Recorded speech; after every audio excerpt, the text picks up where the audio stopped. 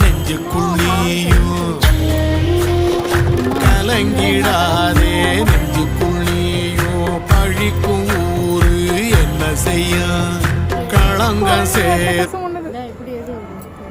அழகா இருக்கு. இங்க பாருங்க எவ்வளவு அழகா இருக்கு பாருங்க. அந்த மரத்துல பாருங்க, அதான் நிறைய இருக்கு.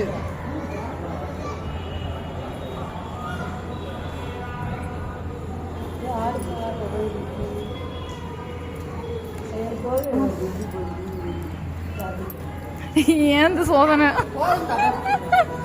பின்னாடி இருக்கும். அப்படியே விரிச்சு அப்படியே காட்டினா எப்படி இருக்கும்? சூப்பரா இருக்கும்.